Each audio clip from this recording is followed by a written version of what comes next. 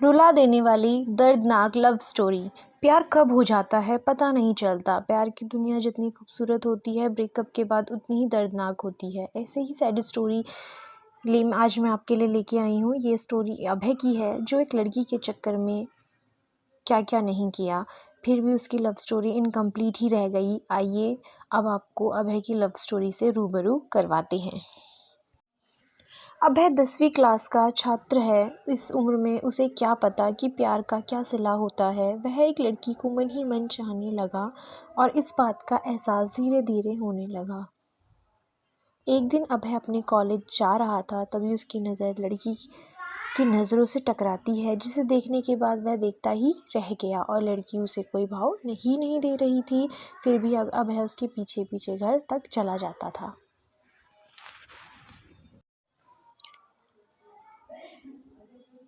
लेकिन लड़की का दिल पिघल नहीं रहा था। अभय उसे देखने के लिए उसके स्कूल के सामने डेली खड़ा रहता था। यह अभय का डेली का काम हो गया था। 6 महीने देखते देखते ही बीत गए, लेकिन उसे कोई रिस्पांस नहीं मिला। फिर अभय ने उसके कॉलेज जाना बंद कर दिया। कुछ दिन बाद वह लड़की अभय के लिए बेचैन होने लगी। फिर उससे पूछती है, अब तुम मुझे देखने के लिए मेरे कॉलेज क्यों नहीं आते हो?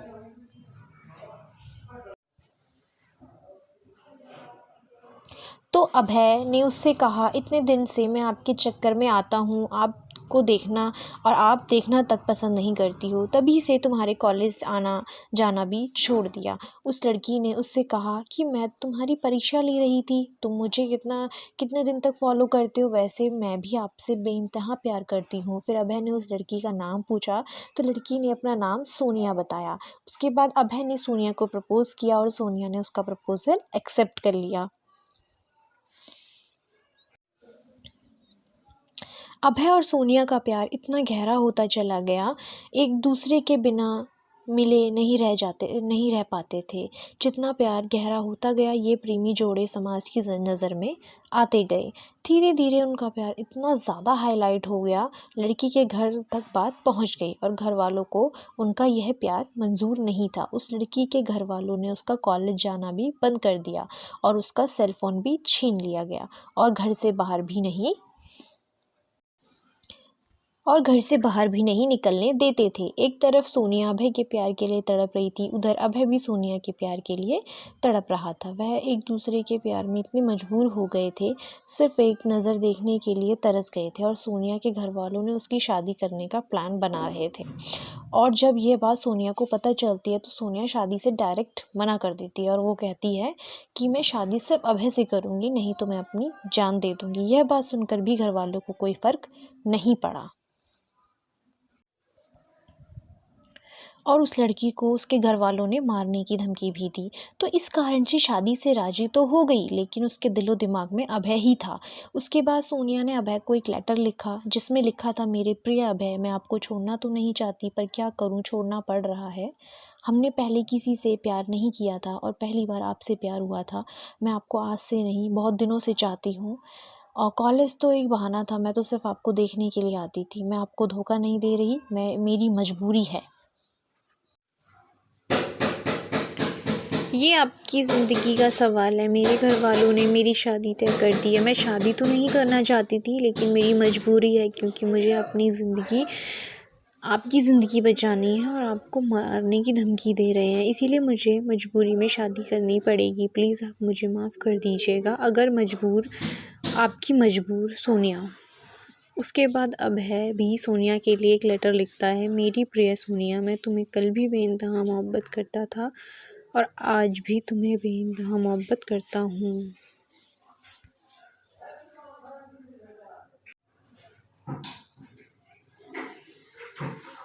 मैं तुम्हारे प्यार के लिए कुछ भी कर जाऊँगा। अगर आप नहीं तो ये ज़िंदगी किस काम की होगी। हम दोनों ने एक साथ जीने मरने की कस्में खाई थी। तुम ऐसे ही मेरा साथ छोड़कर चली जाओगी। तुमने एक बार भी नहीं सोचा कि मैं तुम्हारे सिवा मेरी ज़िंदगी में कोई भी ही है। सोनिया, मैं तुम्हें कभी भी भूल नहीं पाऊँगा। जब तक मेरी सांसें चलेंगी तो तुम्हारे नाम से ही चलेंगी। वो ज़िंदगी मुझे नहीं चाहिए जिस ज़िंदगी में तुम ना हो। सोनिया, जब से तुम बिछड़े हैं, तब से मैं तुमसे मिलने